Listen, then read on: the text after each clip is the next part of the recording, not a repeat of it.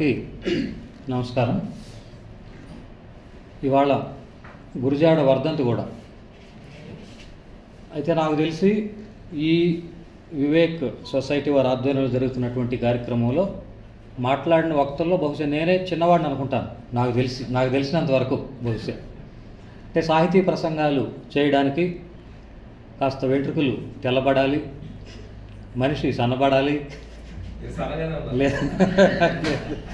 ఏవో కొన్ని లేదు ముందు ఆచార్యులని ప్రొఫెసర్లని రకరకాల. నాకు డాక్టర్ ఉంది ఉన్నప్పటికీ సరే ఈ నెల మహాకవి గురుజాడ నుండి శ్రీశ్రీ వరకు అంటే రెండు మహాకవుల గురించి ఒక సామాన్యమైనటువంటి యువకుడు ఏం మాట్లాడతాడు, ఇద్దరు మహాకవుల గురించి నేనేం మాట్లాడగలను.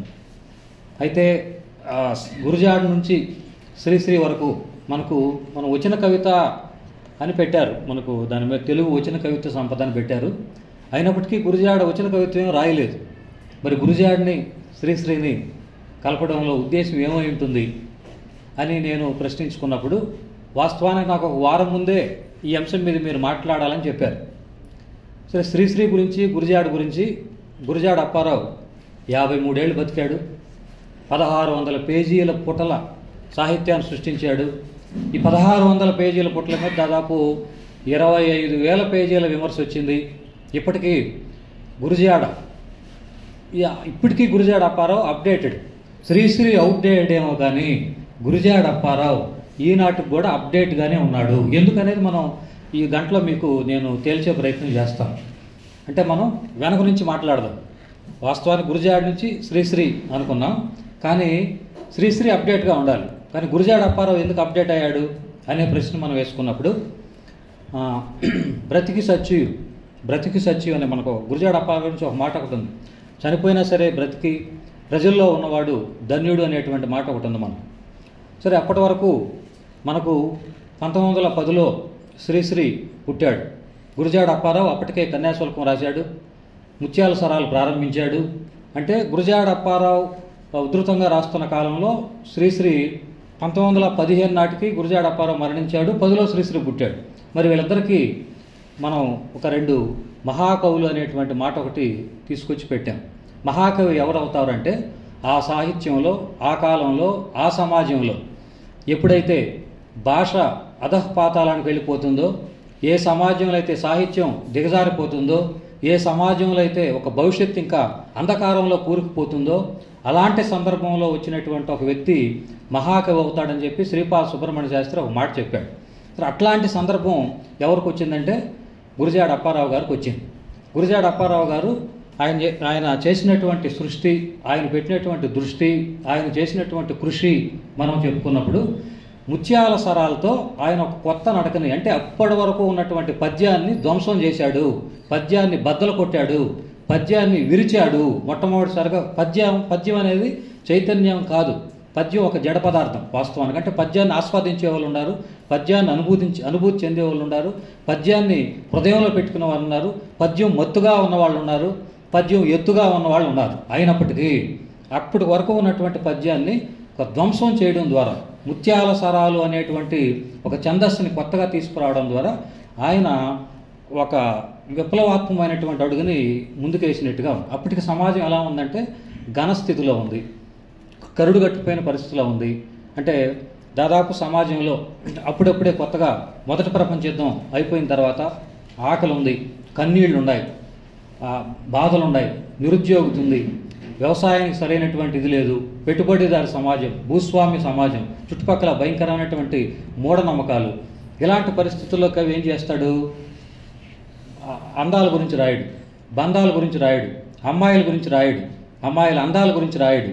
అంటే అప్పుడు మన వాళ్ళు ఊరువుల గురించి, స్తనాల గురించి, లేదు స్త్రీ ముఖం ఏదో చంద్రముఖనో, ఆ ముఖనో, ఈ ముఖనో, రకరకాల ముఖాలతోనో, పంకజ ముఖులనో చెప్పుకుంటున్న సందర్భంలో సమాజం ఇలాంటి పరిస్థితుల్లో ఉన్నప్పుడు, ఆకలితో ఉన్నప్పుడు, అల్లాడిపోతున్నప్పుడు ఎలాంటి సాహిత్యం రావాలి అనే ప్రశ్న వేసుకున్నప్పుడు మొట్టమొదటి అడుగు తెలుగు సాహిత్యంలో గురుజాడ అప్పారావు ద్వారానే పడింది. ఆయనే వేసినటువంటి మొట్టమొదటి అడుగు.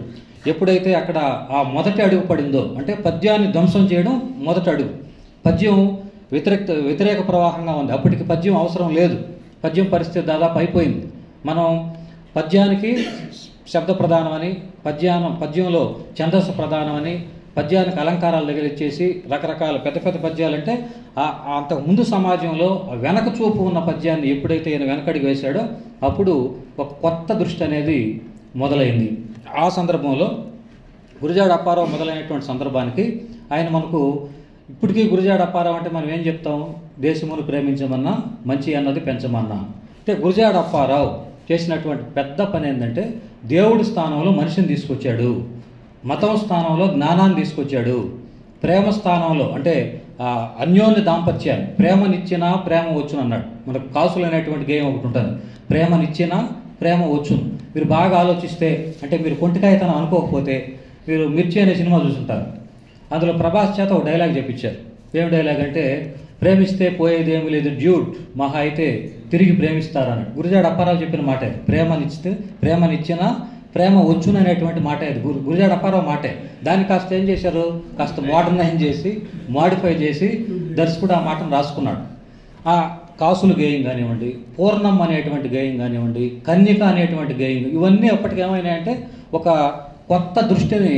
అందుకే ఆయన ముత్యాల సరాల్లో ఒక మాట వాడారు, తెల్లవారును కోడి కూసిన అనేటువంటి మాట ఒకటి ఉంటుంది. అంటే మనకు కుక్క కూస్తే తెల్లారినట్టు కాదు, పావురం వరిస్తే తెల్లారినట్టు కాదు, లేదు ఇంకేదో గీంకరిస్తే తెల్లారినట్టు కాదు, కోడి కూస్తేనే తెల్లవారినట్టు. అంటే ఈ తెల్లవారడం దేనికి తెల్లవారిందంటే తెలుగు సాహిత్య సమాజం మరొక కొత్త దృష్టిని తీసుకోబోతుంది, ఒక సామాజిక చైతన్యాన్ని తీసుకోబోతుంది అనేటువంటి ఒక సూచనగా ఆయన చేసినటువంటి ఒక కవి వాడినటువంటి మాట, ఒక ప్రతీక్ కానివ్వండి, ఒక పదచిత్రం కానివ్వండి, భావచిత్రం కానివ్వండి, అవి వ్యర్థంగా ఉండేటువంటి మాటలేమి కావు.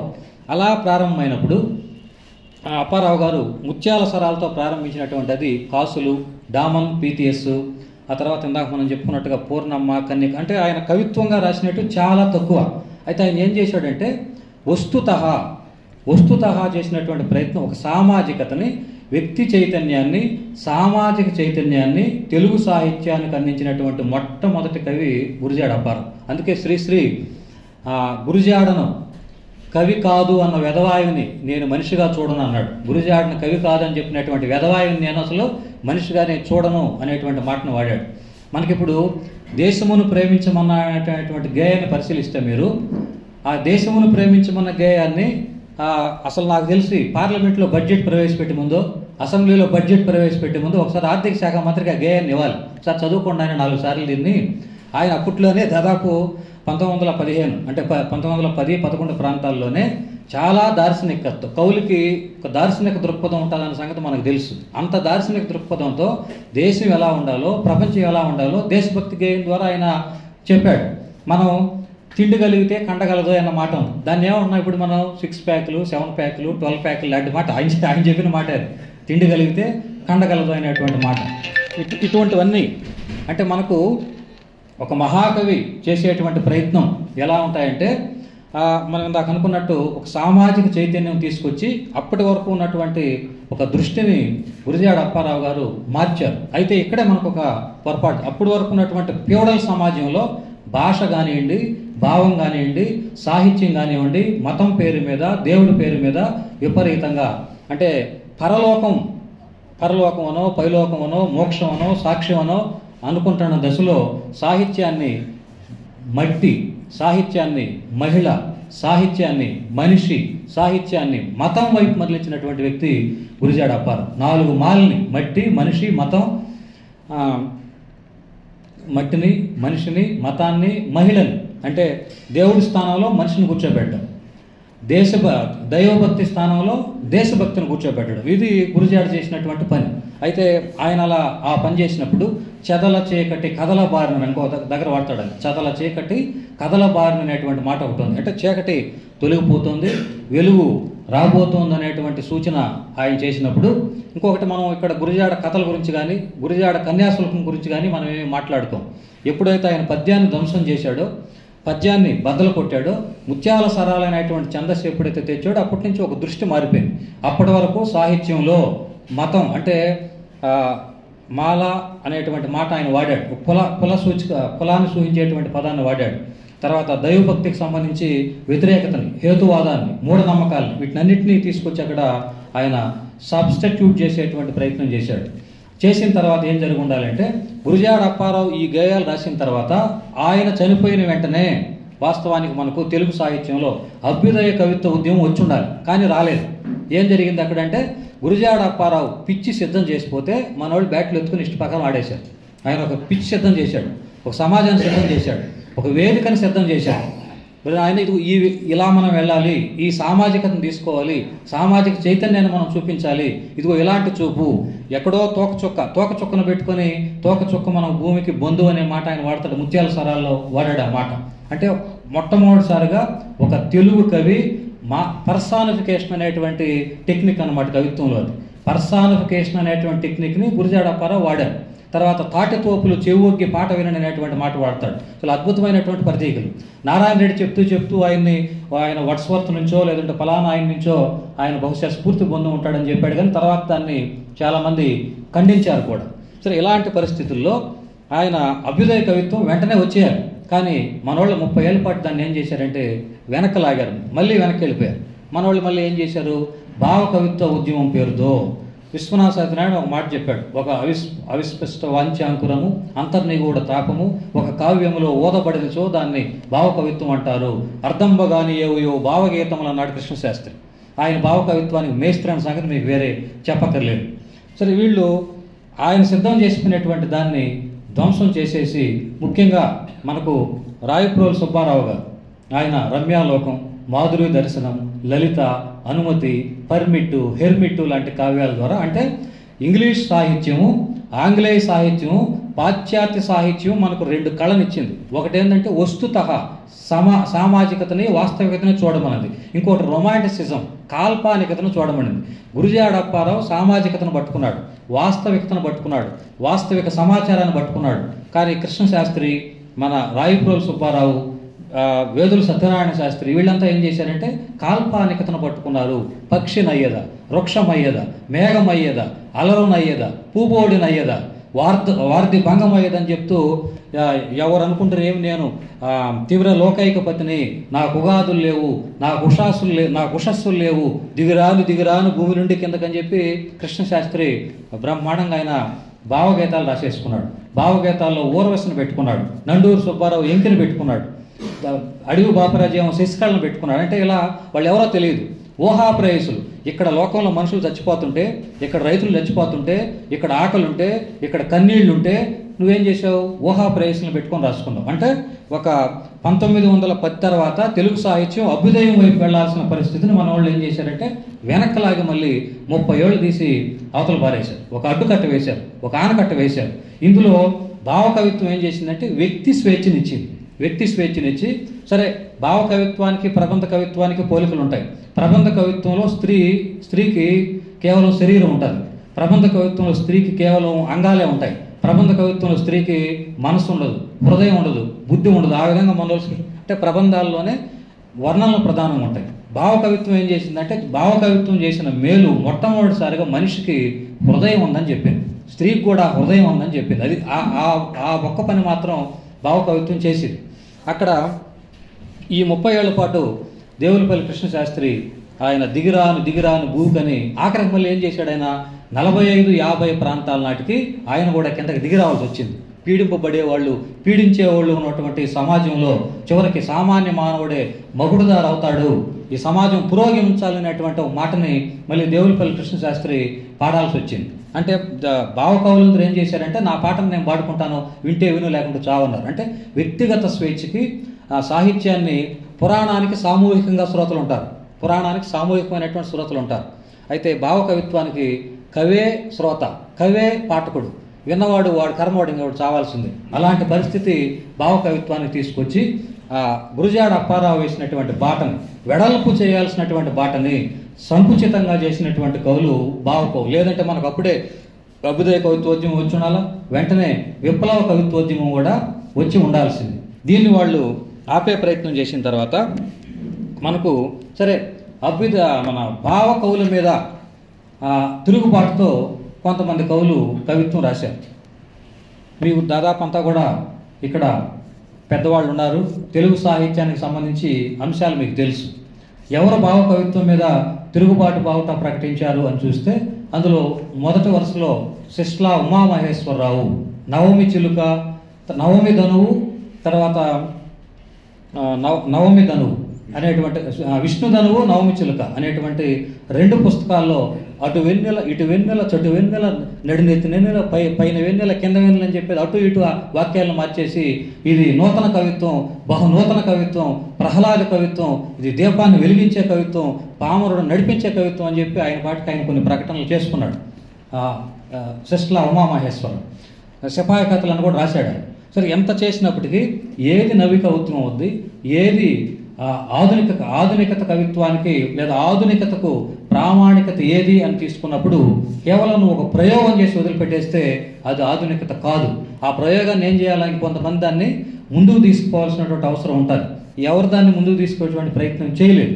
సిస్లా ఉమామహేశ్వరరావు తర్వాత ఆయన కంటే ముందు మా నెల్లూరు నుంచి పటాభి ఫిడేలు రాగాల డజన్ అనే పేరుతో నా ఈ వచ్చిన పద్యాలనే దుడ్డు కర్రలతో పద్యాల నడుములు వెరగదంతాను, భావకవిని గాని నేను, అహంభావ కవిని, చొక్క ఎదురవ్వడం కంటే చొక్క ఎదురైతే చాలా అదృష్టం, ఇలాంటి మాటలు ఆయన రాసుకున్నాడు.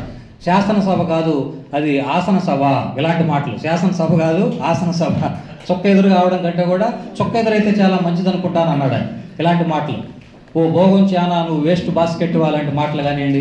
తర్వాత చంద్రుని చూసి చైనా బజార్లో ఎలక్ట్రిక్ బల్బ్ అని చెప్పడం కానీ, అంటే కొన్ని ఏదో వైచిత్రం చేశాడు. అంటే పటాభి చేసినటువంటి ప్రయత్నం ఏంటంటే తెలుగు అక్షరాలని, తెలుగు పదాలని ముక్కలు చేసాడు. కిందకి పైన కింద ఎలా అంటే అలా రాసేసి ఇదేదో నవి కవిత్వం, ఇది కొత్త కవిత్వం, మీరంతా దీన్ని అనుసరించండి, అనుసరిస్తాను కానీ భావకవిని గాను, అహంభావ కవిని అని ఆయన నా కళల్లో మైక్రోస్కోపులు ఉన్నవి, టెలిస్కోపులు ఉన్నాయన్నాడు. మైక్రోస్కోపులు ఉన్న కవి ఎవరిని చూడాలి? కింద ఉన్నవాడిని చూడాలి, కింద ఉన్న ప్రజలను చూడాలి, కింద ఉన్న జనాన్ని చూడాలి, కింద ఉన్న సమాజాన్ని చూడాలి.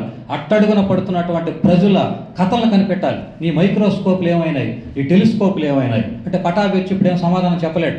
ఆయన ఏం సమాధానం చెప్పలేకపోవచ్చు.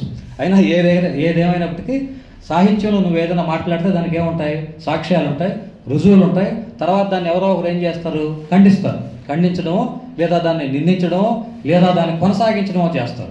ఆ విధంగా సిస్లా ఉమామహేశ్వరరావు చేసిన ప్రయత్నం కానివ్వండి, పటాభి చేసిన ప్రయత్నం కానివ్వండి, అవి అంటే వాళ్ళ భావకవుల మీద తిరుగుబాటు బావుట ఎగరవేశారు.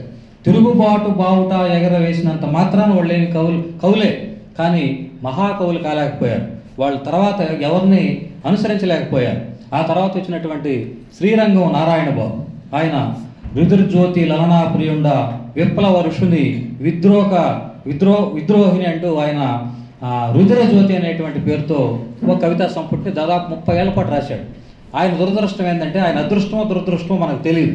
ఆయన దేవులపల్లి కృష్ణశాస్త్రి ఇంట్లోనే ఉన్నాడు, ఆయనతోనే ఉన్నాడు, ఆయనతోనే చదువుకున్నాడు. భావకవిత్వం మీద మాత్రం ఏం చేశాడంటే తిరుగుబాటు ప్రకటించాడు. ఆయన ఇచ్చిన పుస్తకాలనే చదువుకున్నాడు, ఆయనతో పాటు తిరిగాడు. కానీ ఆయనకి భావకవిత్వం, శ్రీరంగం నారాయణ బాబుకి భావకవిత్వం నచ్చలేదు. దాంతో ఆయన కూడా తిరుగుబాటు చేసి శ్రీరంగం నారాయణ బాబు వాక్యాలు విశాఖపట్నం అనేటువంటి గేయం ఒకటి ఉంటుంది, గడ్డి పరక అనేటువంటి గేయం ఒకటి ఉంటుంది, సామధేను అనేటువంటి గేయం ఒకటి. ఈ గేయాల్లో కానీ చూస్తే ఆయన చాలా వాస్తవికత, అది వాస్తవికత, ఈ రెండింటినీ 2 కళ్ళుగా చేసుకొని శ్రీరంగం నారాయణ బాబు తన సాహిత్యాన్ని ముందుకు తీసేటువంటి ప్రయత్నం చేశాడు. శ్రీశ్రీతో పోటీ పడ్డాడు. ఆయన కూడా అనల పతాకం, ఎర్రబావుట ఇలాంటి మాటలు మనకు శ్రీశ్రీ కవిత్వంలో కనిపించినట్టే శ్రీరంగం నారాయణ బాబు కవిత్వంలో కూడా మనకు ఎక్కువ కనిపిస్తుంటాయి. సరే, వీళ్ళు అంటే సిస్లా ఉమామహేశ్వరరావు, శ్రీరంగం నారాయణ బాబు, ఆ తర్వాత పటాభి లాంటి వాళ్ళు భావకవిత్వానికి తిరుగుబాటు బావుట ఎగరవేసి కొద్దిగా బ్రేకులు వేసేటువంటి ప్రయత్నం చేశారు. చేసిన తర్వాత అక్కడి నుంచి మనకి ఇంకా మరికొంతమంది పురియపండ అప్పలస్వామి లాంటి వాళ్ళు కూడా తర్వాత ఆయన కూడా చాలా మంచి గేయం ఒకటి ఉంటుంది. తర్వాత నారాయణ బాబు రాసినటువంటి లెండోయ్ ఋషులు అనేటువంటి గేయం కానివ్వండి, వీటిలన్నింటిలో కూడా వాళ్ళు భావకవిత్వం మీద తిరుగుబాటు బావుట ఎగరవేసి 1932-34 ప్రాంతం నాటికి 1929లో ఆర్థిక మాంద్యం వచ్చింది, గొప్ప ఆర్థిక మాంద్యం వచ్చింది మనకు. అక్కడి నుంచి రష్యా విప్లవం కానివ్వండి, తర్వాత యూరోపియన్ అక్కడ జరిగినటువంటి మార్పులు, ఇవన్నీ ఒకసారిగా మళ్ళీ కొత్త మార్పు వైపు మనల్ని తీసుకెళ్లేటువంటి ప్రయత్నం చేశాయి. అక్కడ మనకు శ్రీశ్రీ కూడా మొట్టమొదటిసారిగా ఆయన కూడా చిరుగాలులు, సితారగాలు అంటూ ప్రభవ అనేటువంటి దాంట్లో ఆయన కూడా భావకవిత్వం వైపు మొగ్గు చూపాడు. భావకవిత్వానికి ఆయన కూడా లోనయ్యాడు. లోనయ్యి ఆ దేవులపల్లి కృష్ణశాస్త్రి మోహంలో ఆయన పడ్డాడు. ఆ భావకవిత్వం రాసి ఆ దాహం ఆయన కూడా తీర్చుకున్నాడు. అయినప్పటికీ ఆయనకు ఒకానొక దశలో మీకు తెలియదు ఏమి కాదు, ఒక టైఫాయిడ్ వచ్చిన దశలో ఒక 6 నెలల పాటు మంచంలో ఉన్నటువంటి పరిస్థితుల్లో ఆయనలో కొత్త ఆలోచనలు, కొత్త ఊహలు అప్పుడే బయలుదేరినప్పుడు ఆయన మొట్టమొదటిసారిగా ఆయన నేను సైతం అంటే శ్రీశ్రీ మనకు మరో ప్రపంచం వైపు తీసుకెళ్ళాడు. మరో ప్రపంచం అంటే శ్రీశ్రీ మొత్తం మనకు 3 ప్రపంచాలు చూపించాడు. అదో ప్రపంచం, ఊహా ప్రపంచం, మరో ప్రపంచం అని. అంటే మనకిక్కడ సమాజంలో మనుషులు ఆకలితోనూ కన్నీళ్లతోనూ ఉన్నటువంటి సందర్భంలో మనకు శ్రీశ్రీ రాసినటువంటి వాడు అనేటువంటి గేయం ఒకటి ఉంటుంది. అందులో ఆయన ఏం చెప్పాడంటే కర్మ సిద్ధాంతం చెప్పాడు. నువ్వు చావు, నువ్వు మాకు సేవ చేయి, నువ్వు పండించు, నువ్వు కూలి చేసుకుని బతుకు, అన్నీ మా కోసమే బతుకు, మా కాళ్ళు ముక్కు లాంటి కర్మ సిద్ధాంతం వైపు వెళ్తున్నటువంటి ప్రజలు ఒక వాస్తవిక ప్రపంచం ఒకటి ఉంది. ఇదే నిజం అనుకునేటువంటి ప్రపంచాన్ని ప్రజలు దాన్ని అనుకుంటున్నారు. దీన్ని మరో ప్రపంచం వైపు తీసుకెళ్లేటువంటి ప్రయత్నం శ్రీశ్రీ చేశాడు కాబట్టి ఆయన జైబేరి అనేటువంటి గేయంలో నేను సైతం ప్రపంచాగ్నికి సమిధనొక్కటి ఆహుతిచ్చాను, నేను సైతం ప్రపంచాబ్జపు తెల్లరేకై పల్లవిస్తానని చెప్తూ జగన్నాథుని రథచక్రాల్లో భూకంపం పుట్టిస్తాను, భూమార్గం పట్టిస్తాను అని చెప్పడం ద్వారా ఎవరిని భూమార్గం పట్టించాడు? ఆయనే ఒక మాట చెప్పాడు, అనితర సాధ్యం నా మార్గం అనేటువంటి మాట. నాదొక దుర్గం, నేనొక స్వర్గం, నాదొక అనితర సాధ్యం నా మార్గం అని చెప్పినప్పుడు శ్రీశ్రీ మార్గాన్ని కొన్ని వందల వేల మంది అనుసరించారు. ఎందుకు అనుసరించారు అనేటువంటి ప్రశ్న మనం వేయాలి. అంటే ఎవరు మహాకవి, ఎప్పుడు మహాకవి అవుతాడు అనే ప్రశ్న మనం వేసుకున్నప్పుడు కవి దేని గురించి మాట్లాడాలో దాని గురించి మాట్లాడాలి, దేని గురించి తేల్చుకోవాలో దాని గురించి తెలుసుకోవాలి. అలాంటి సందర్భాన్ని పక్కన పెట్టేసి మనకు గురజాడ అప్పారావు చేసినటువంటి ఒకసారి వెనక్కి వెళ్తే గురజాడ అప్పారావు గారు ఆయన ఆసు కవిత్వం అంటే చదువుకోవడానికి వీలుగా ఆసు కవిత్వం అయినప్పటికీ ఆ ఆసు కవిత్వాన్ని వచన కవిత్వం వైపు లిఖిత రూపంగా మార్చినటువంటి మొట్టమొదటి కృషి గురజాడ అప్పారావు గారిది. అంటే వచన కవిత్వానికి ముత్యాల సరాల్లోనే మూలాలు ఉన్నాయనేటువంటి ఒక ప్రతిపాదన మనం చేసుకోవాల్సి ఉంటుంది.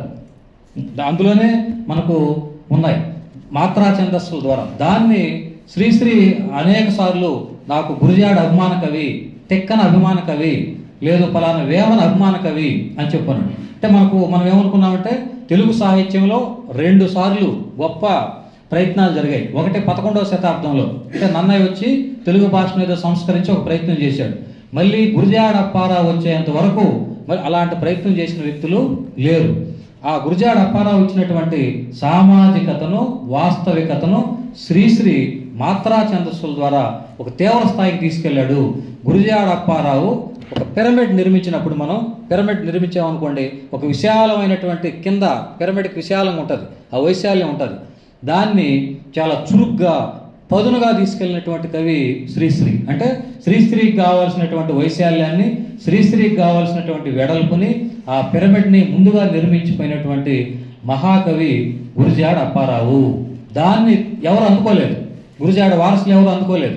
అక్కడ 1920 నుంచి 1915 నుంచి 40 వరకు మన వాళ్ళు ఊహల్లోనూ ఊహా ప్రేయసులతోనూ నేను అడవుల్లోనే ఉంటాను, ఆకుల్లోనే ఉంటాను, ఆకులో ఆకునై పువ్వులో పువ్వునై, ఆకల దాహమా నాకేమీ లేవు, నాతో నేను రమించి నాతో నేను శ్రమించి అన్నట్టుగా అక్కడ వాళ్ళు ఉండిపోయిన దశలోంచి శ్రీశ్రీ వాళ్ళని బయటికి నెట్టేటువంటి ప్రయత్నం చేశాడు. ఇంకొకటి శ్రీశ్రీ చూపించినటువంటి 3 లోకాలని.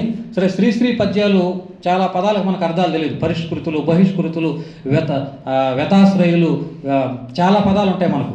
గాకం, బేక, కేక లాంటి మాటలు చాలా పదాలు ఉంటాయి. సామాన్యులు ఎవరికి వీటికి అర్థాలు తెలియదు. ఆయన ఏమన్నాడు, శ్మశానాల వంటి నిఘంటువులను దాటి లేదా ఛందస్సులు లేదో నేను పగలగొట్టి ఇదిగో ఈ గేయాన్ని రాస్తున్నాను, దీన్ని తెలుగు సాహిత్యానికి ఇస్తున్నానని గర్వంగా ప్రకటించుకున్నటువంటి శ్రీశ్రీ పదాలకి అర్థాలు, మాటలకు అర్థాలు సామాన్యులకి ఎవరికి తెలియదు. అయినప్పటికీ ఇవి శ్రీశ్రీ రాసినటువంటి ఆ మాత్రా గేయాలు లేదా మహాప్రస్థాన గేయాలు ప్రజల్లోకి ఎందుకు వెళ్ళాయి అనే ప్రశ్న మనం వేసుకున్నప్పుడు ఆయన ఏం చేశాడు, ముళ్ళును ముళ్ళుతోనే తీయాలి, వజ్రాన్ని వజ్రంతోనే పోయాలని సాంప్రదాయ సాహిత్యాల్లోంచి ఆయన అరోంహర, లేదు జగన్నాథుని రథచక్రాలు, లేదు భజగోవిందం ఇలాంటివి వాటి నడకల్ని ఆ మాటల్ని తీసుకునే. అంటే శ్రీశ్రీ చేసిన తెలివైన పని ఏంటంటే మనకు తెలిసిన లోకంలోంచి ఒక తెలియని లోకానికి తీసుకుపోయే ప్రయత్నం చేశాడు. మీరు చూడండి, ఆయన ఒక మాట చెప్పే ముందు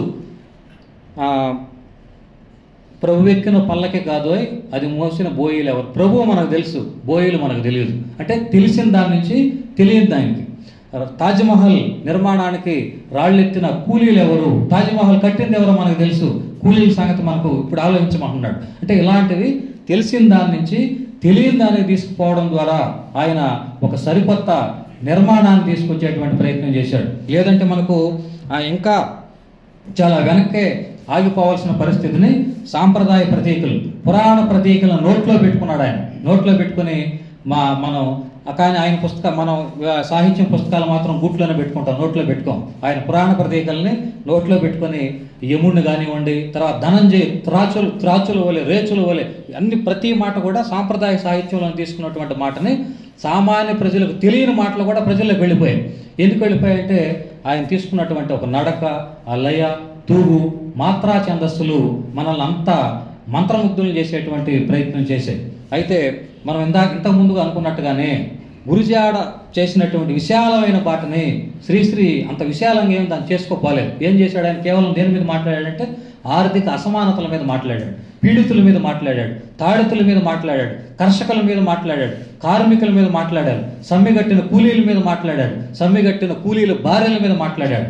అంటే ఇక్కడ మనకు ఆ సమాజంలో ఉన్న పరిస్థితుల్ని ఆ కవి ఆకలింపు చేసుకొని దాన్ని ముందుకు చేసుకుపోయేటువంటి ప్రయత్నం చేయడంలో శ్రీశ్రీ సఫలమయ్యాడు. కాబట్టి మనం శ్రీశ్రీని కూడా ఏమని పిలుచుకున్నాం? మహాకవి అని పిలుచుకోవాల్సిన దీనికి మనం వెళ్ళాం. కాబట్టి ఇక్కడ మనకు ఆ తర్వాత మనకు శ్రీశ్రీ తర్వాత అక్కడ ఈ అభ్యుదయ కవిత్వ ఉద్యమం తర్వాత అభ్యుదయ కవిత్వంలో కూడా చాలామంది కవులు వచ్చారు. మనకు సోమసుందర్ వచ్చాడు, రెంటాల గోపాలకృష్ణ వచ్చాడు. ఆ తర్వాత అలకాపురానికి, అలగా జనానికి సంకుల సమరం ఇదని కేవీఆర్ చెప్పినటువంటి మాట అన్నమాట. ఆయన చెప్పాడు, గుండెకు చిచ్చు మండించి లేపండి, గుడుసుకు చిచ్చు లేపండి అని చెప్పి. తర్వాత అనిశెట్టి సుబ్బారావు వచ్చాడు. ఇలాంటి కవులంతా వచ్చిన తర్వాత కొన్నాళ్ళకి ఏమైందంటే 1960 ప్రాంతాలకి అకాడమీలు ఏర్పడ్డాయి. తర్వాత మనోళ్ళు ఆస్థాన కవులు బయలుదేరారు. విశ్వనాథన్ ఆస్థాన కవిగా దోసేశారు. శ్రీశ్రీ సినిమా పాటలో గెలిపాడు. ఒక్కసారిగా తెలుగు సాహిత్యం వల్ల ఏమైపోయిందంటే స్తబ్దుగా అయిపోయింది. నిరాశ నిస్పృహల్లోకి గెలిపోయింది.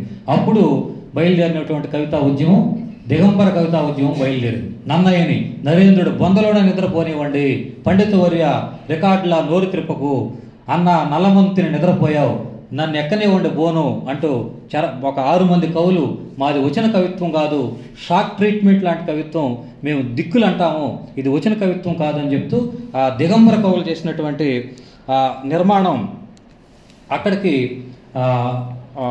ఆ సమయంలో వాళ్ళు చేసినటువంటి ఆ ప్రయత్నం సమాజంలో ఒక ఊపుని తెచ్చేటువంటి ప్రయత్నం చేసింది. సరే, ఇక్కడి నుంచి మనం ఒక్కసారి మళ్ళీ గురుజాడ దగ్గరికి వెళ్తే, గురుజాడ చేసినటువంటి ప్రయత్నాల్లో ఆయన ఆసు కవిత్వాన్ని అంటే మౌఖిక సాహిత్యాన్ని ఆధారంగా తీసుకొని ముత్యాల సరాల్ని నిర్మించేటువంటి ప్రయత్నం చేశాడు. ఆ ముత్యాల సరం గేయంలోనే కొన్ని అంశాలు మనం మాట్లాడుకుందాం. అంటే కవిత్వంలో భాష, భావం, ఛందస్సు, సంగీతం కలిపి ఒక పరిపూర్ణతనిచ్చేటువంటి ప్రయత్నం ఉంటుందన్నమాట. నన్నయ్య ఎప్పుడు మొదలుపెట్టాడో కానీ ఆయన పేరు నిలిచిపోయే విధంగా మనం ఇప్పటికీ కవిత్వం చదువుకున్నా వారి కవిత్వంగా ఉంటూ తెలుగు కవిత్వం అంటే అదే కవిత్వం అని వారి మనసులను ఆక్రమించిన ఆసు సాహిత్యం ఏదో రూపంలో కొనసాగుతూనే ఉంటుంది. అంటే మనకు సమాజంలో 2 రకాల మనుషులు ఉంటారు, చదువుకున్న వాళ్ళు, చదువు లేని వాళ్ళు. శిష్ట సాహిత్యం ఉంటుంది, మామూలు ప్రజలు మామూలు జనంలో ఉండేటువంటి సాహిత్యం ఉంటుంది. అటువంటి సాహిత్యానికి సంబంధించి గురుజాడ కవిత్వంలో రూపం ఆసు సాంప్రదాయంది అయినప్పటికీ భావం ఆధునిక కవిత్వానికి సంబంధించిందనమాట. అందువల్ల ఆయన ఏం చేశాడంటే, ఏం రాసినా సరే కొయ్య బొమ్మలే మెచ్చు కళ్ళకు కోమలలు సౌరెక్కున లాంటి మాటలు, అంటే ఆయన ఒక ప్రిపేర్ చేసుకునేటువంటి ప్రయత్నం అన్నమాట. అక్కడి నుంచి ఎక్కడో ఒక చెట్టు మాటున ఒక్క కోకిల పలక సాగెను, ఆకులందున అణిగమణిగి కవిత కోగిల పలక ఒలినాయి అని చెప్తూ కొన్ని మాటలు ఆయన కంటివే నేనంటి మింటను కాముబాణం అమరై ఉన్నది, దోమకేతువు కేతువనియే మోము చంద్రుడు అలిగి చూడుడు అలాంటి మాటలు వాడుతున్నప్పటికీ దూరబంధువు ఇతడు భూమికి అని చెప్పడం ద్వారా తోకచుక్కకి మానవత్వ ఆరోపణ చేశాడు. ఇందాక మనం చెప్పుకున్నాం. చెప్పి ఒక సంఘ సంస్కర్త ప్రయాణ పత ఆ తోకచుక్కను ఏం చేశాడంటే సంఘ సంస్కర్త ప్రయాణ పతాకగా చెప్పేటువంటి ప్రయత్నం అక్కడ చేశాడు. అంటే సమాజ పరిణామంలో కోవిడ్ వచ్చినప్పుడు మనకు ఉత్పరివర్తనాలు వచ్చాయి. కొన్ని వేరియంట్స్ అంటాం మనం. ఈ ఉత్పరివర్తనాలు వచ్చినప్పుడు మనకు అవసరమైన మానవ ప్రయత్నంలో కూడా మనం ఆది మానవుల నుంచి మీరు కానీ పరిశీలిస్తే మనకు అవసరమైనవి మాత్రం అలా ఉండిపోయినాయి. అవసరం లేనట్టు ఏమైపోయినాయి, ఊడిపోయాయి. మనకేం ఊడిపోయిందంటే తోక ఉండేదని చెప్పారు ఒకప్పుడు, కానీ తోక లేదు. అలాగనే సాహిత్యంలో కూడా మనకు అవసరమైనట్టు మాత్రమే గురుజాడ విమర్శనాత్మక వాస్తవికతతో కూడిన సమాజానికి చైతన్య లక్షితమైన పురోగామి తత్వాన్ని ఆసు సాంప్రదాయం చెందినటువంటి కవితా రీతిని రెండింటినీ కలిపి చెప్పేటువంటి ప్రయత్నం చేశాడు. అందుకే మనకు దేవులపల్లి కృష్ణశాస్త్రి మాట్లాడిన మాటను మీకు యథాలాపంగా నేను వినిపిస్తాను చూడండి. కాల్పానిక ఉద్యమంలో ఉన్న ఉత్తమ లక్షణాలన్నీ స్వచ్ఛము, నిసర్గము, సుందరము అయినా ఆయన వాణిలో కనబడతాయి. సామాన్యుల గాథలు, సామాన్యుల సందేశాలు, మాటలు కావ్యావరణంలోకి ప్రవేశపెట్టడం ఆయన గొప్పతనం. ముత్యాల సరాలు ఛందస్సు కూడా అలాగే అమరింది. ఆ ఛందస్సు తెలుగువాడి కష్టసుఖాలు కథలు ఎంతో బాగా చెప్పింది. పాటలాదరి చెట్ల చేమలకై పాట పాడితే తాటి వనమునకు చంద్రుడు తాను చెవి ఎక్కి వినడము. అంటే దేవులపల్లి కృష్ణశాస్త్రి గురుజాడ అప్పారావుని తనకు తాను ఓన్ చేసుకునేటువంటి ప్రయత్నం చేశాడు. గురుజాడ అప్పారావు సామాజిక వాస్తవికత గురించి మాట్లాడితే దేవులపల్లి కృష్ణశాస్త్రి ఏం చేశాడు, తనకు అనుకూలంగా మార్చుకునేదానికి గురుజాడ కాల్పానికత వైపు బయలుదేరాడనేటువంటి మాటని చెప్పే ప్రయత్నం చేశాడనమాట ఆయన. ఇలా మనకు గురుజాడ తన కవిత్వాన్ని ప్రధానంగా విద్యావంతుల్లో కనిపించే దానికోసం తరగతి గదుల్లో పుస్తకాలుగా రూపొందించుకున్న వాళ్ళ కోసమే ఉపయోగించాడనేటువంటి ఒక విమర్శ కూడా ఉన్నప్పటికీ ఆయన సాంప్రదాయక సాహిత్యంలో శ్రోత, మనం అనుకున్నాం ఇందాకే, శ్రోతగా ఉన్నప్పుడు ఒక గురుజాడ అప్పారావు మాత్రం శ్రోతని పాఠకుడిని మార్చే ప్రయత్నం చేశాడు. అందుకే మనం ఆయన ఏమనుకున్నాం, మహాకవిగా చెప్పేటువంటి ప్రయత్నం అక్కడ నిలబెట్టే ప్రయత్నం చేశాం. అంటే ఇంతమంది గురుజాడ అప్పారావు అంటే మనకు 1910 నుంచి 1970 వరకు, 70లో విప్లవ రచయితల సంఘం ఏర్పడింది, విరసం ఏర్పడింది. ఈ 60 ఏళ్ల సాహిత్యంలోనూ ఒక్కొక్కరు ఒక్కో పని చేసే ప్రయత్నం చేశారు. మనకు శ్రీశ్రీ రాసినటువంటి జగన్నాథ రథచక్రాలు, జయబేరి, ఆ తర్వాత గురుజాడ అప్పారావు రాసినటువంటి పూర్ణమ్మ, కన్యక, వీటికి స్ఫూర్తిగా మనం శ్రీశ్రీ భిక్షు వరిసేసి బాటసారి అనేటువంటి గేయం రాసినట్లుగా మనం గమనించవచ్చు. అదేవిధంగా ఈయన దేశమును ప్రేమించమన్నా అనేటువంటి దేశభక్తి గేయం రాస్తే శ్రీశ్రీ ఏం చేశాడు, దేశ చరిత్రల్ని తీసుకున్నాడు. అంటే ఆ విధంగా పోలికలు ఉన్నాయి. కానీ మరి నడకలో కానివ్వండి, ఇంకా దేంట్లో కూడా గురుజాడ అప్పారావు ఆయన తీసుకునే ప్రయత్నం చేయలేదు. ఇంకొకటి, గురుజాడ అప్పారావు స్త్రీకి రెలవెంట్, గురుజాడ అప్పారావు మతానికి రెలవెంట్, గురుజాడ అప్పారావు సమాజానికి రెలవెంట్. కానీ శ్రీశ్రీ మాత్రం ఆర్థిక అసమానతల మీద మాట్లాడే ప్రయత్నమే చేశాడు. అందుకే నేనేం చెప్పానంటే, మొదట్లో ప్రసంగాన్ని ప్రారంభించే ముందే ఇవాళ సమాజానికి శ్రీశ్రీ కంటే కూడా గురుజాడ అప్పారావే రెలవెంట్గా ఉన్నాడు. మతములన్నీ మాసిపోవును, జ్ఞానం ఒక్కటి నిలిచి వెలుగుననేటువంటి మాట ఇప్పటికీ మనం దాన్ని ప్రత్యక్షంగా నిరూపించేటువంటి ప్రయత్నం కూడా చేయొచ్చు అన్నమాట. ఇలాంటివి ఆయన రాసినటువంటి కొన్ని కవితల్లో అయినా సరే, ప్రతి కవితలోనూ ఆయన ఏ మాట చెప్పినా ఆ మాటకు మనం నిరూపణలు ఇప్పటికీ మనం చూపించవచ్చు. ఇంకొకటి, భావ కవిత్వం ఏం చేసిందనంటే, నేను నువ్వు వాటి మధ్య గల ప్రణయ బాంధవ్యాన్ని, ప్రకృతిని మాత్రమే అది పట్టుకోగలిగింది. మీ కృష్ణశాస్త్రి ఏమన్నాడు, సౌరభాలయాల చిమ్ము పుష్పవృజంబు ఏల సలిలంబు పారు ఘాట్పేల విసరు ఏల నా హృదయంబు ప్రేమించి నిన్ను అని చెప్పుకున్నాడు ఆయన. అంటే ఒక ప్రేయసికి ఆయనకు మాత్రమే చెప్పుకునేటువంటి ప్రయత్నం చేస్తే, ఇక్కడ మనకు భావకవిత్వంలో స్త్రీని, ఊహా ప్రేయసిని, హృదయాన్ని మాత్రం పట్టుకున్నటువంటి భావకవులు సమాజాన్ని ఎందుకు పట్టుకోలేకపోయారు? కానీ దేవులపల్లి కృష్ణశాస్త్రికి చాలా మంది అభిమానులు ఉన్నారు, ఆయన లలిత గీతాలకి చాలామంది అభిమానులు ఉన్నారు. కానీ భావకవిత్వం ఏం చేసిందంటే, వాక్యం రసాత్మకం కావ్యం, రమణీయార్థ ప్రతిపాదక శబ్దం కావ్యం లాంటి మాటలను తీసుకొని వాటి ఆధారంగానే కవిత్వాన్ని నిర్మించేటువంటి ప్రయత్నం చేసిందనమాట. అందువల్లే అక్కడ మనకు అది కూలిపోయింది. నండూరు సుబ్బారావు గారు మీ కృష్ణశాస్త్రి ఊర్వశిని తీసుకున్నాడు, నండూరు సుబ్బారావు ఇంకిని తీసుకున్నాడు. కానీ నండూరు సుబ్బారావు ఇంకికి కృష్ణశాస్త్రి ఊర్వశికి ఏం తేడా అంటే కాస్త భాషలోనే తేడా అనమాట. ఆయన సామాన్య ప్రజల భాషను వాడితే ఈయన కాస్త హై లెవెల్ భాషని వాడేటువంటి ప్రయత్నం చేశాడు. అందుకే అప్పుడు 34 నాటికి శ్రీశ్రీ నేడే ఈనాడే జగమంతా బలివితర్ది నరజాతికి పరివర్తన నవజీవన శుభోదయం అంటూ మరో ప్రపంచం పిలిచింది. పోదాం పైకి పదండి ముందుకు పదండి. ఇప్పుడు మనం మామూలుగానే ముందుకు పదండి అంటాం, పదండి ముందుకని దాన్ని ఏం చేశాడు, ఇలా మార్చేటువంటి ప్రయత్నం చేశాడు. మనకు తెలుగు కవిత్వంలో కానివ్వండి, పద్యంలో కానివ్వండి, శబ్దం ప్రధానంగా ఉన్న కవితను మనం ఏం చేస్తామంటే చాలా సులభంగా దాన్ని నేర్చేసుకోవచ్చు. మీరు మంత్రాలు ఎలా వచ్చేస్తాయంటే అందుకే అంత ఈజీగా మనం మంత్రాలు నేర్చేసుకోవచ్చు. మీరు శివతాండవ స్తోత్రం ఉంటారు, జటాకటాహ సంభ్రమం భ్రమం నిలంప నిర్జరి విలోల వీచి వల్లరి విరాజమాన మూర్ధని దగ జ్వలల్లాట పట్టపావకే కిశోర చంద్రశేఖరి రతి ప్రతిక్షణం మమ అంట. అకర్వ సర్వ మంగళం కళా కదంబ మంజరి రసప్రవాహ మాధురి విజృంభణ మధువ్రతం స్మరాంతకం పురాంతకం మహాంతకం గజాంతకాంతకాంతకం తమాంతకాంతకం భజాన్ అంట. ఇవి ఎలా రాగలిగాయి నీకంటే అందులో శబ్ద మాధుర్యం ఉంది. అర్థాలు నీకేమైనా తెలుసా అంటే తెలీదు. అయినప్పటికీ అందువల్ల ఏం చేశాడు మనకు శ్రీశ్రీ ఆ శబ్ద మాధుర్యాన్ని పట్టుకునే ప్రయత్నం చేశాడు. భావం అంటే మనకు ఒకటి మానసిక చైతన్యంతో పాటు భౌతిక చైతన్యంతో పాటు సమాజంలో రావాల్సినటువంటి మార్పుని కవి ఆశించాలి, కవి సూచించాలి. అందుకే మనకు మార్క్స్ని గతితార్కిక భౌతిక సిద్ధాంతాన్ని బాగా ఆకలింపు చేసుకున్నటువంటి శ్రీశ్రీ ఆ మొత్తం సిద్ధాంతాన్ని 2 వాక్యాలు చెప్పాడు. మీకు తెలియదు ఏమీ కాదు, పరస్పరం సంఘర్షించిన శక్తులతో చరిత్ర పుట్టిన లాంటి మాట శ్రీశ్రీ. అది మామూలైనటువంటి మాట కాదు. ఉండేది 2 లైన్లు అయినప్పటికీ మార్క్స్ సిద్ధాంతాన్ని మొత్తాన్ని ఆ 2 లైన్లో పెట్టగలిగినటువంటి శక్తి శ్రీశ్రీకి ఎక్కడి నుంచి వచ్చింది అనేది మనం ఆలోచించుకోవాలి. ఇంకొకటి గురుజాడ, మళ్ళీ గురుజాడ దగ్గరకు వద్దాం. గురుజాడ మనం ఇందాక అనుకున్నాం, మహిళని, మట్టిని, మతాన్ని, మనిషిని.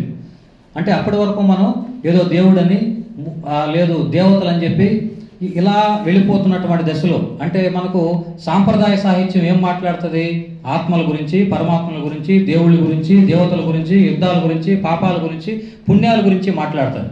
కానీ ఆధునిక సాహిత్యం ఏం మాట్లాడుతుంది, వాస్తవాల గురించి మాట్లాడుతుంది, సామాజికతను గురించి మాట్లాడుతుంది. మనం ప్రజల్లో తీసుకురావాల్సినటువంటి మార్పును గురించి, సామాజిక పరివర్తన గురించి, సామాజిక చైతన్యాన్ని గురించి ఏ కవి అయితే మాట్లాడతాడో ఆ కవి ఏమవుతా అంటే మహాకవిగా మిగిలిపోతాడు. మరి 1000 ఏళ్ల తెలుగు సాహిత్యంలో మనం ఇద్దరినే ఎందుకు మహాకవులుగా చెప్పుకోవాల్సి వస్తుంది అని అంటే బాలగోపాల్ ఆ మాట చెప్పాడు, సాహిత్యంలో ఖాళీలను పూరించాలి. మరి 1000 ఏళ్ల సాహిత్యంలో ఇంతమంది ఎందుకు ఖాళీలు పూరించలేకపోయారు అనే ప్రశ్న కూడా మనం వేసుకోవాలి. ఒక్క శ్రీశ్రీ, ఒక్క గురుజాడ మాత్రమే ఖాళీలను పూరించారా అంటే మిగతా వాళ్ళు కూడా ఖాళీలను పూరించారు. అవి ఏమైపోయినాయి, పనికిమాలిన ఖాళీలుగా మిగిలిపోయినాయి, ఎవరు పట్టించుకోని ఖాళీలుగా మిగిలిపోయినాయి. కొంతకాలం వరకు వాళ్ళ ప్రయోగాలు చేశారు. అసలు కళ్ళజోడు ముక్కు మీద వ్యభిచరించడం అనేటువంటి మాటని శ్రీరంగం నారాయణ బాబు సెక్స్తో వాడినటువంటి మాట.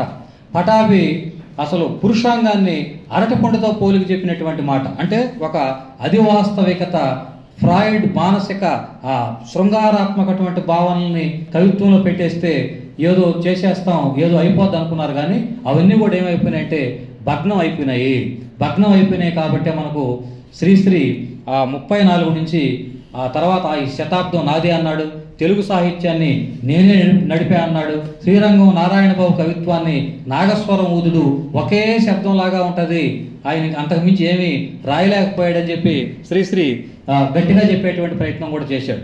కాబట్టి మనకు ఈ మహాకవులంతా ఏం చేస్తారంటే వాళ్ళు బద్దలు కొడతారు, ధ్వంసం చేస్తారు, చైతన్యం వైపు మనల్ని తీసుకెళ్లేటువంటి ప్రయత్నం చేస్తారు.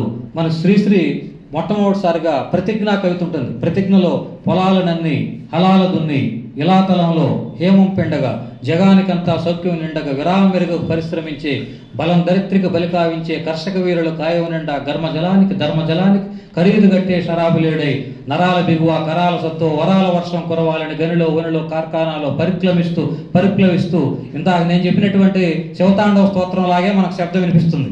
కావాలంటే చూసుకోండి మీరు, అలాంటి శబ్దమే ఉంటుంది. ఈ శబ్ద సంస్కారంతోనే ఆయన ప్రజల్లోకి వెళ్ళేటువంటి ప్రయత్నం చేశాడు. అందువల్ల ఇప్పటికీ మనకు శ్రీశ్రీ కవిత వినిపిస్తే వెంటనే మనం చెవి ఒగ్గి వినగలం. దేవులపల్లి కృష్ణశాస్త్రి గీతాలు ఇప్పుడు వినే స్థాయిలో మనమేమి ఉండం. ఆకులో ఆకునై, పువ్వులో పువ్వునై, ఇచటనై ఉండిపోనా అని వింటే మనమేమి ఇప్పట్లో వాటిని వినలేం. ఎందుకంటే దేవులపల్లి కృష్ణశాస్త్రి ఆనాటి సమాజానికి కూడా ఆయన రెలవెంట్ కాదు.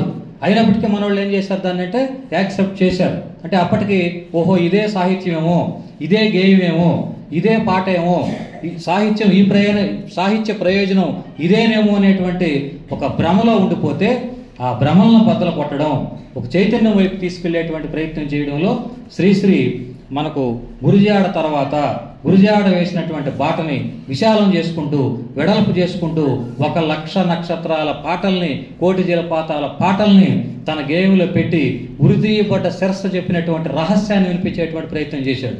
అయితే ఇంకొకటి, మనకి ఎప్పుడైతే గురుజాడ అప్పారావు ఇచ్చినటువంటి క్యాన్వాస్ మీద, గురుజాడ అప్పారావు వేసినటువంటి భూమిక మీద మీరు చూడండి, దాన్ని శ్రీశ్రీ కానివ్వండి, లేదా దిగంబర కవులు కానివ్వండి, శ్రీరంగం నారాయణ బాబు, సిస్లా ఉమామహేశ్వరరావు లాంటి వాళ్ళు వచన కవిత్వానికి ఒక రూపాన్ని ఏర్పరచలేకపోయారు. అప్పుడు దాకా వచన కవిత్వానికి ఒక రూపం లేదు. అయితే వచన కవిత్వానికి రూపాన్ని తెచ్చింది ఎవరు? వచన కవిత్వానికి ఎవరు రూపాన్ని తెచ్చారంటే, మనకు వచన కవిత విచారణలో ఉరిశిక్ష పడ్డ మొట్టమొదటి ముద్దాయిని నేను అన్నాడు ఒక ఆయన. ఎవరన్నా చెప్పగలరా? ఎవరు? వచన కవిత విచారణలో ఉరిశిక్ష పడ్డ మొట్టమొదటి ముద్దాయిని నేను, అలంకారాలని, ఆభరణాలను తీసేశాను, హైకోర్టులో నాకు శిక్ష వేశారు, జీవితాంతం ప్రజల గుండెల్లో బతకమని అన్నాడు కుందుర్తి ఆంజనేయులు గారు. అంటే కుందుర్తి ఆంజనేయులు వచన కవిత్వానికి ఒక సుస్థిరమైనటువంటి, ఒక నిర్మాణాత్మకమైనటువంటి ఒక రూపాన్ని ఇచ్చేటువంటి శ్రీశ్రీ వరకు కూడా వచన కవిత్వానికి ఒక రూపం, నిర్మాణం లేదు. మాత్రా ఛందస్సుల ద్వారానే అది మనకు సాగుతూ వెళ్ళింది. అయితే శ్రీశ్రీ చేసిన మరో పని ఏంటంటే వస్తు వైవిధ్యం. మనం కవిత్వం దేని మీదనే రాయొచ్చు. మీకు వచ్చి ఆ గేయాలని మీకు వచ్చి నేనేం చెప్పక్కర్లేదు. అగ్గిపుల్ల, కుక్కపిల్ల, సబ్బు బిళ్ళని, అరటి బల్ల చెక్క, హారక పళ్ళెం, గుర్రపు కళ్ళెం, తలుపు గొళ్ళెం, ఇవన్నీ మనకు వచ్చు. వస్తు వైవిధ్యాన్ని, ఏ వస్తువునైతే చూడాలి, కవి ఏ వస్తువును పట్టుకోవాలి, ఏ వస్తువుని వదిలేయాలనేటువంటి ఒక ఆ టెక్నిక్ను కూడా తెలుగు సాహిత్యానికి శ్రీశ్రీ నేర్పే ప్రయత్నం చేశాడు. అంటే కుందుర్తి వచన కవిత్వానికి సంబంధించి మనం ఇల్లు కట్టాం, కిటికీలు ఎక్కడ ఉండాలి, తలుపు ఎక్కడ ఉండాలి, వంటగది ఏ విధంగా ఉండాలని ఒక ఇల్లు ఏ విధంగా అయితే నిర్మాణం చేసుకుంటావో వచన కవిత్వానికి ఆ రూపాన్ని, నిర్మాణాన్ని వ్యవస్థీకృతం చేసినటువంటి కవి కుందుర్తి ఆంజనేయులు అనమాట. ఇలా మనకు గురుజాడ అప్పారావు ముత్యాల సరాలతో పద్యాన్ని ధ్వంసం చేసి, ఆ పద్యాన్ని అక్కడ విరిచి భగ్నం చేసి ఒక కొత్త నడకతో తెలుగు సాహిత్యాన్ని కొత్త మలుపు తిప్పేటువంటి ప్రయత్నం చేసిన ఆ క్షణాల్లో సమాజంలో అప్పుడే అసలు చైతన్యవంతమైన కవిత్వం పుట్టాల్సింది పోయి మన వాళ్ళు దాన్ని ఏం చేశారంటే కాస్త ఎందుకు ఆ మార్గాన్ని పక్కకు తిప్పారనేది మనకు తెలియదు.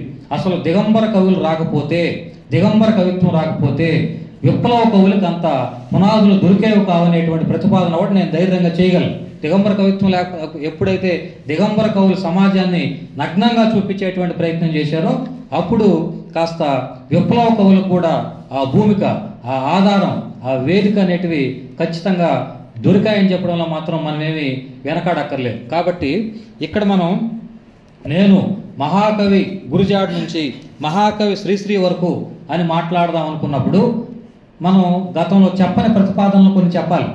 నేనేదో నారాయణ రెడ్డి పుస్తకంలోంచో, వేల్చేరు నారాయణరావు పుస్తకంలోంచో, లేదా ఇంకొక సాహిత్య చరిత్రలోంచో తీసుకొచ్చి ఆ సాహిత్య చరిత్రలన్నీ మన ముందు గుట్టపోసేస్తే అది కరెక్ట్ కాదు. నేను ఇప్పుడు మాట్లాడిన సందర్భాల్లో నాకు తెలిసినంత వరకు సూక్ష్మం నుంచి స్థూలం వరకు కొన్ని చిన్న చిన్న ప్రతిపాదనలు చేశాను. ఎందుకు ఆధునిక అభ్యుదయ కవిత్వం ఎందుకు ఆలస్యమైంది, విప్లవ కవిత్వం ఎందుకు ఆలస్యమైందంటే మన సమాజంలో లేదా సాహిత్యంలో ఒక పరిణామ క్రమం ఉంటుంది.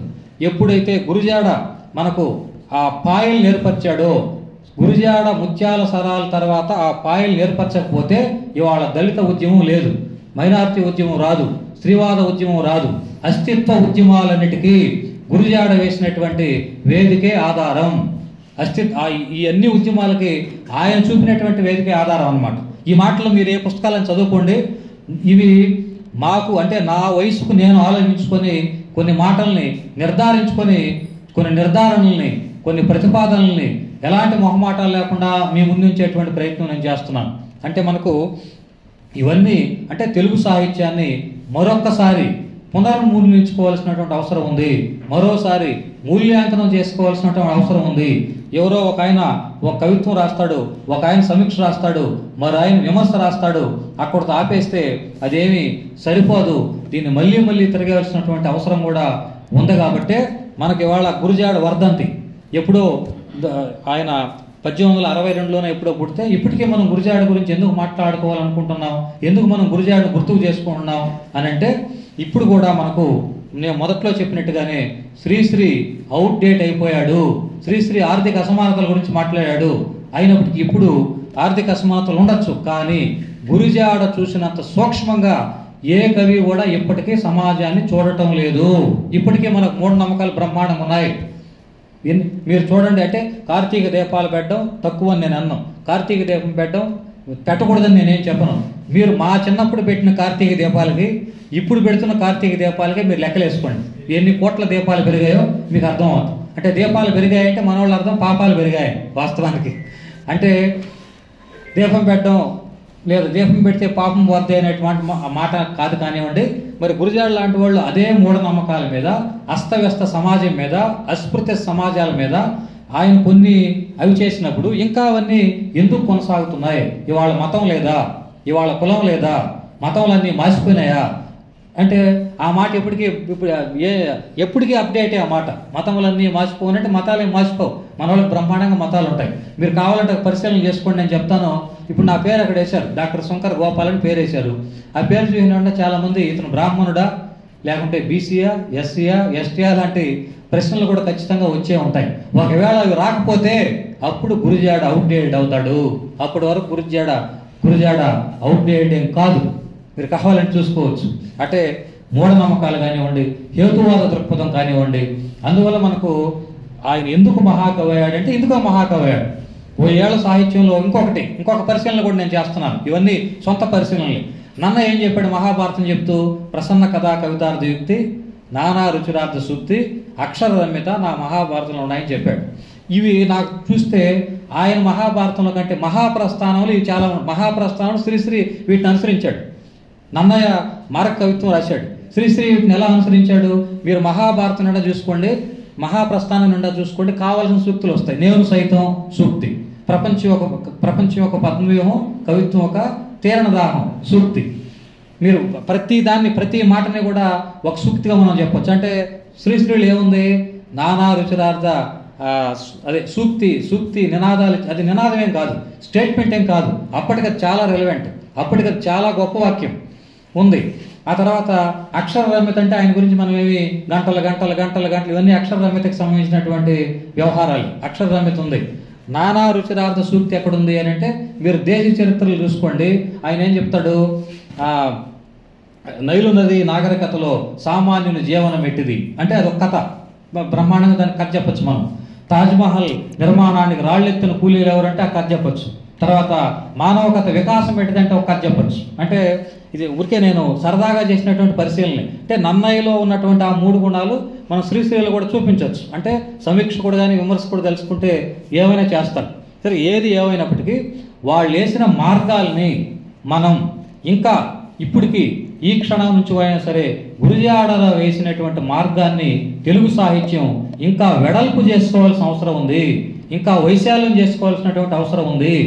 లేదంటే మనం ఇప్పటికీ అదే మూఢనమ్మకాల్లోనూ అస్తవ్యస్త సమాజంతోనూ ఇంకా అలాగే వేగులాడాల్సినటువంటి పరిస్థితి వస్తుందేమో. చాలా అనుమానాలు మనకి ఇలా ఉన్నాయి. ఇవాళ మనం ఎవరి కులాలు లేవని మనం చెప్పలేం, మతాలు లేవని మనం చెప్పలేం. ఎందుకంటే మనం ఒక ఇంటికి వెళ్తే, ఒక అద్దె ఇంటికి వెళ్ళామనుకోండి, అద్దె ఇంటికి వెళ్ళినప్పుడు మొట్టమొదటి ప్రశ్న ఏమొస్తుందంటే మీరు వెజ్జా నాన్ వెజ్జా, లేదు మీరు ఎస్సీయా ఎస్టీయా బీసీయా. ఇది అడగకపోతే గురజాడ అవుట్డేటెడ్, అడిగారంటే గురజాడ అప్డేటెడే. ఇవి అడగని రోజులు వస్తాయంటే మనం అయితే ఖచ్చితంగా చెప్పలేం. మరి భార్యాభర్తల మధ్య అన్యోన్య దాంపత్యం ఎంత శాతం మందిలో అన్యోన్య దాంపత్యం ఉంది? 100% అన్యోన్య దాంపత్యం ఉంటే గురుజాడ అవుట్డేటెడే. అందుకే ఆయన మనం కాసులకు ఏం చెప్పినప్పుడు చెప్పుకున్నాం కదా. కాబట్టి 100% అన్యోన్య దాంపత్యం వస్తుంది అంటే చెప్పలేము. సరే, దేవుడి స్థానంలో మనిషిని ప్రవేశపెట్టినట్టు గురుజాడ ఇప్పుడు మనం మానవ సేవే మాధవ సేవ ముందు పాత మాట ఒకటి ఉంది, ఎప్పుడుదో సూక్తి ఒకటి ఉంది, అది అలాగే ఉండిపోయింది. కానీ ఇప్పుడు మనం అదే దేవుడి స్థానంలో మనిషిని మనం పెట్టగలమా? కొంతవరకు పెట్టగలిగాం, ఇంకా మనం మనిషిని పెట్టగలమా? అలా మనిషిని పెట్టగలిగితే గురుజాడ అవుట్డేటెడ్ అవుతాడు. అందువల్ల నేను చెప్పింది శ్రీశ్రీ కంటే ఇవాళ గురుజాడ 100% అప్డేట్గా ఉన్నాడు. శ్రీశ్రీ గురించి మనం మహాప్రస్థానం ఇప్పుడు చదవండి, లేదా 10 ఏళ్ళ తర్వాత చదవండి, మీరు మళ్ళీ కొత్తగా ఏమీ కనిపెట్టలేకపోవచ్చు. కానీ గురుజాడను చదివే కొద్దీ మీకు చాలా కొత్త విషయాలు తెలుస్తూనే ఉంటాయి. కాబట్టి గురుజాడ ఏమయ్యాడంటే మహాకవి అనడంలో మనం ఖచ్చితంగా, అంటే మహాకవిని గుర్తు తగిలిచ్చేస్తే మహాకవి అయిపోతాడనేం కాదు నా ఉద్దేశం. అందువల్ల మనం ఆ మార్గంలోను గురుజాడ చూపినటువంటి బాటలోను శ్రీశ్రీ చెప్పాడు గురుజాడ అడుగుజాడ అని చెప్పుకున్నప్పటికీ ఆయన దేంట్లో అంటే వాస్తవికతని సామాజికతను తీసుకోవడంలో మాత్రమే శ్రీశ్రీ గురుజాడను ఆదర్శంగా తీసుకున్నాడు. కానీ ఇంకా లోతైన అంశాలు చెప్పడంలో శ్రీశ్రీ గురుజాడను ఆదర్శంగా తీసుకోలేదని మాత్రం చెప్పొచ్చు. అయినప్పటికీ శ్రీశ్రీ మహాకవి అని చెప్పడం కోసం నేను కొత్తగా ఏం చెప్పక్కర్లేదు. శ్రీశ్రీకి అసలు తెలుగు నాట దాదాపు 40 నుంచి 60 ప్రాంతాల్లో శ్రీశ్రీకి ఉన్నంత మంది అభిమానులు, శ్రీశ్రీ కవిత్వానికి ఉన్నంత ఫాలోవర్స్ మనకు తక్కువేం కాదు. ఆయన ఒక స్టేషన్లో దిగుతున్నా అంటే 100 మంది 1000 మంది శ్రీశ్రీ కోసం ఎందుకు వెళ్ళారు అని అంటే ఆయన కూడా ఆ మార్గాన్ని ఇందాక మనం చెప్పినట్టుగా గురుజాడ నిలిపినటువంటి పిరమిడ్ని చురుగ్గా, పదునుగా, అదునుగా ముందుకు తీసుకుపోయేటువంటి ప్రయత్నం చేశాడు. కాబట్టి శ్రీశ్రీ కూడా ఖచ్చితంగా మహాకవిగా మిగిలాడు అనటంలో మనమేమి సందేహాలు పడక్కర్లేదు. కానీ ఈ మధ్యలో వచ్చిన కవులను కూడా మనం వాళ్ళ మార్గాల్ని, వాళ్ళ ఆలోచనల్ని, వాళ్ళ దృష్టిని మనం చూసే ప్రయత్నం చేయాలని చెప్తున్నాను. దాదాపు గంట అయిపోవస్తున్నట్టుంది నాకు తెలిసి. గంట కూడా అయిపోయినట్టుగా ఉంది. నేను 10 నిమిషాలు ఉందా? ఓకే. కాబట్టి ఇది మనం దేశభక్తి గేయం, దేశమును ప్రేమించమన్నా మంచి అన్నది పెంచమన్నా అనేటువంటి మాట దగ్గర నుంచి ఇందాకే మనం మాట్లాడుకున్నాం. ఈ గేయాన్ని అసలు అంటే గురుజాడ అప్పారావు లాంటి కవుల్ని లేదా శ్రీశ్రీ లాంటి కవుల్ని ఎవరు చదవాలి అనే ప్రశ్న మనం వేసుకున్నప్పుడు, ఇప్పుడు మీరు ఇక్కడ కూర్చున్న ఒక 40-50 మందో నేను చదివితే లాభం లేదు. వీటిని ఎవరు చదవాలి అని అంటే ఈ తరానికి మనం వీటిని తీసుకుపోయి ఇవ్వాల్సినటువంటి బాధ్యత ఎవరి మీద ఉందంటే మన మీదే ఉంది. ఇవాళ సాహిత్యాన్ని చదివేటువంటి యువత తగ్గిపోయారు, సాహిత్యాన్ని భుజాన్ని వేసుకునేటువంటి యువత తగ్గిపోయారు.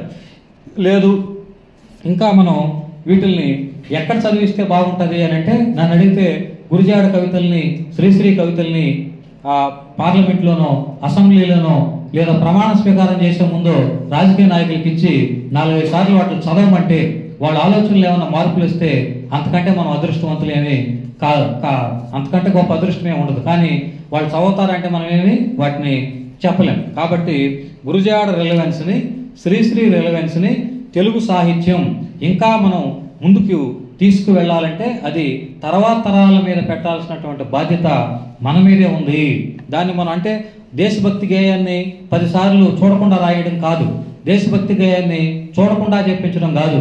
గురుజాడ జయంతి రోజు దేశభక్తి గేయాన్ని పాడించేస్తే గురుజాడికి ఏం ఒరిగేదేం ఉండదు, సమాజానికి ఏం ఒరిగేది ఉండదు. కానీ దాన్ని మనం ఆచరణలో పెట్టేటువంటి ప్రయత్నం చేయాలి అనేది మనం తీసుకోవాల్సిందన్నమాట. అంటే ఒకప్పుడు ఉన్నటువంటి ఫ్యూడల్ సమాజంలో భాషని, సమాజాన్ని, సాహిత్యాన్ని, అక్కడ ఇరుకుల్లో ఉన్నటువంటి వాటిని సంఖ్యలను తెంచినటువంటి 2 మహానుభావులుగా మనం శ్రీశ్రీని, గురుజాడ అప్పారావుని తెలుగు సాహిత్యం ఇప్పటికీ అంటే చాలా వరకు వాళ్ళు ఏదో సమావేశం పెట్టాం కాబట్టి మనకు గురుజాడ గుర్తు రావచ్చు, లేదా గురుజాడ జయంతి కాబట్టి గురుజాడ గుర్తు రావచ్చు, శ్రీశ్రీ జయంతి కాబట్టి శ్రీశ్రీ గుర్తుకు రావచ్చు.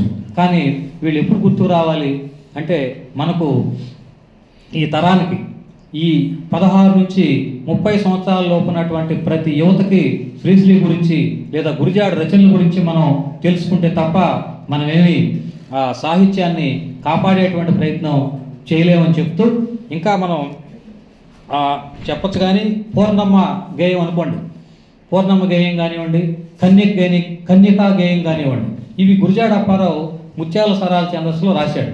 రాసినప్పుడు అవి కానీ మనం చదివితే పూర్ణమ్మ ఒక కావ్యం కనిపిస్తుంది, కన్యక ఒక కావ్యం కనిపిస్తుంది. ఎందుకు కనిపిస్తుంది అని ప్రశ్న వేసుకున్నప్పుడు ఆయన ముఖ్య ఉద్దేశం వాటిని చిన్నపిల్లల కోసం రాశాడు. వాస్తవానికి కన్నుల కాంతులు కలువుల చేరెను, మేలిమి బంగారు మెలతల్లారా, విన్నారమ్మ ఈ కథను లాగా ఒక మంచి పాడడానికి కూడా రిథమిక్గా ఉండేటువంటి పాటల్ని గురజాడ అప్పారావు రాశాడు. రాసి అందులో ఆయన ముఖ్య ఉద్దేశం ఏంటంటే, ఒకటి మనకు ఆ కాలంలో ఉన్నటువంటి ఒక సంఘాన్ని సంస్కరించేటువంటి దశలో రాసుకున్నటువంటి గేయాలు అనమాట. అక్కడి నుంచి ఆయన ఏమన్నాడు, ఆధునిక స్త్రీ లేదా ఆధునిక స్త్రీ చరిత్రను తిరగరాస్తుంది అనేటి మాట గురజాడ అప్పారావు చాలా ధైర్యంగా చెప్పినటువంటి మాట.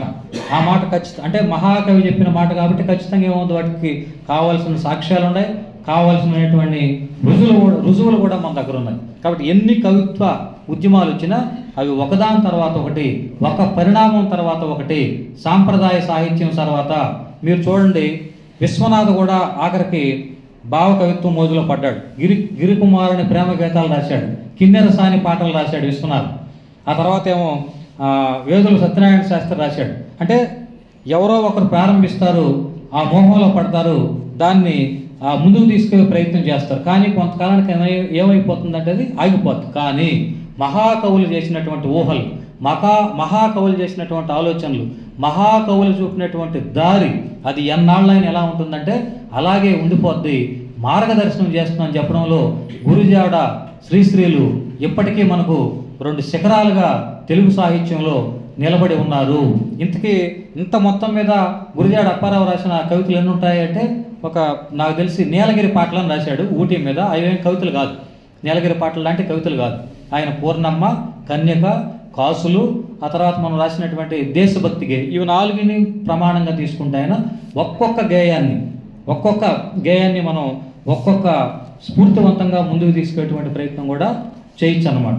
కాబట్టి ఈరోజు ఇక్కడ గురజాడ వర్ధంతి సందర్భంగా ఇటు గురజాడని ఇటు శ్రీశ్రీని మనం స్మరించుకుంటూ వాళ్ళు తెలుగు సాహిత్యంలో పూరించినటువంటి ఖాళీలు ఏమిటి, ఎలాంటి ఖాళీలను వారు పూరించారు అనే ప్రశ్నలు వేసుకున్నప్పుడు ఆయా సమాజానికి సంబంధించి తమదైన చూపుతో వాళ్ళిద్దరూ కొన్ని ఆ వాస్తవిక సమాజంలో ఉన్నటువంటి దృశ్యాల్ని తమ కళ్ళతో చూస్తూ ఆనాటి సమాజానికి ఇటు ఊహా ప్రపంచంలో ఉన్న సమాజాన్ని వాస్తవిక ప్రపంచం వైపు తీసుకెళ్ళినటువంటి ఇద్దరు కవులు కూడా మహాకవులుగా మనం నిర్ధారణ చేస్తూ, నేను ముగిస్తూ మళ్ళీ చెప్తున్నాను, ఇవాళ శ్రీశ్రీ కంటే కూడా మళ్ళీ గురజాడ అప్పారావు రిలవెంట్ అని, ఆయన ఇప్పటికీ అప్డేట్ అని నేను చెప్తూ ఈ అవకాశం ఇచ్చిన దానికి నేను ఈ సంస్థకి ధన్యవాదాలు తెలియజేసుకుంటూ సెలవు తీసుకుంటాను.